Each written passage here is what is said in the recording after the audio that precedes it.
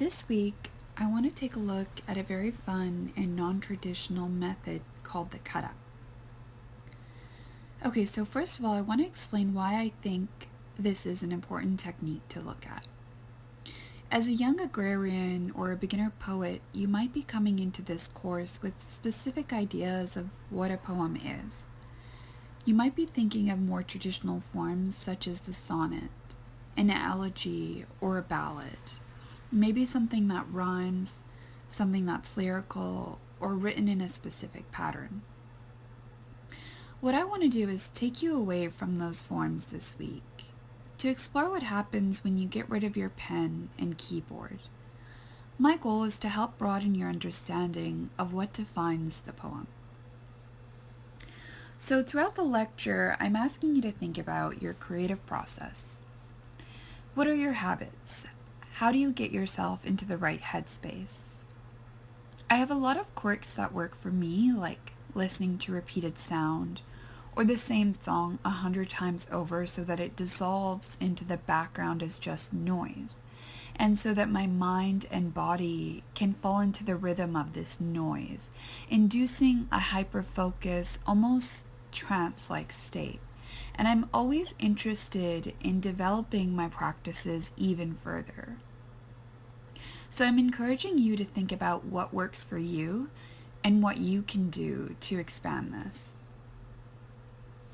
I also want to explore what happens when we step outside a more traditional practice, to break away momentarily from conventionally important concepts such as lyricism, originality, and the idea of writer as omnipresent and all-powerful.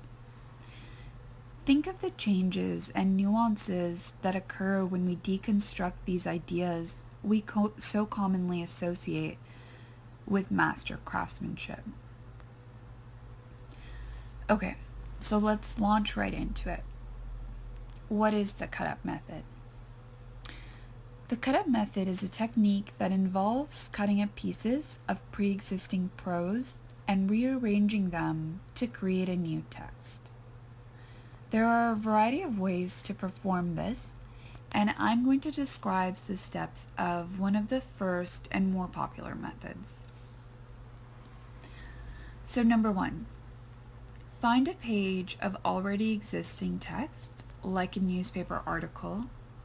You might have a gardening or seed catalog laying around.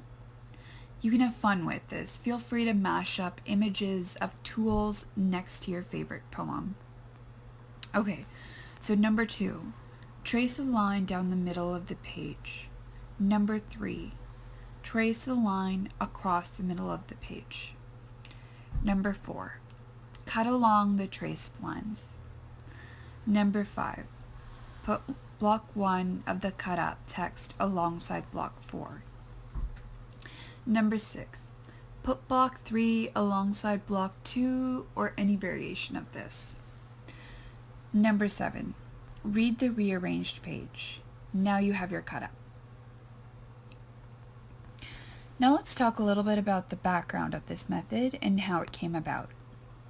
Initially, cut-ups were only used with shorter texts such as newspapers or letters.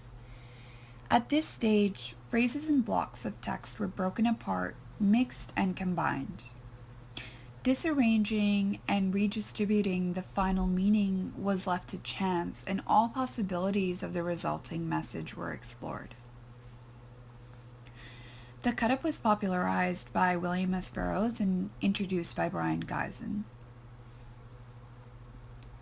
One of the major texts on this technique is The Third Mind. In this book, Burroughs and Gysin talk about the method in depth.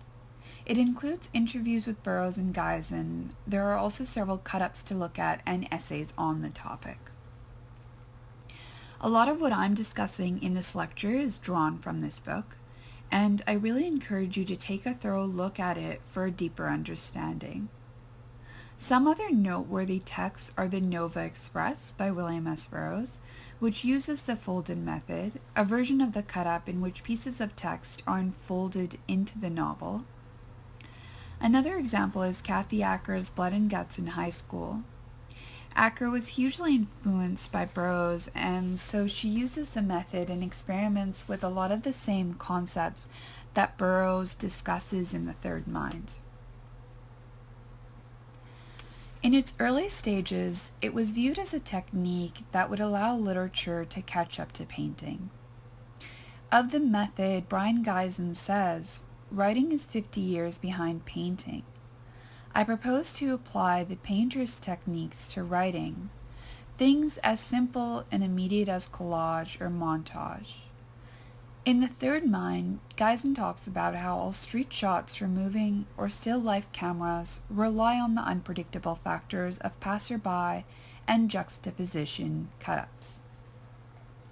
So Gysin wanted to bring some of these elements of unpredictability and spontaneity that were being used for so long in film and painting into writing.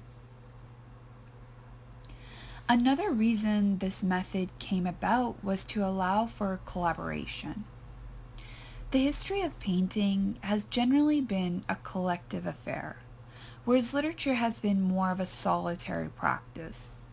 So collaboration in literature happens much less than it does in other artistic domains. And this method is collaborative in its essence because it takes pieces of writing that have already been written by someone else. This writing is then taken into the hands of another writer to break apart and rearrange. The process itself can also involve more than one person. One person could cut up the text and another could rearrange it.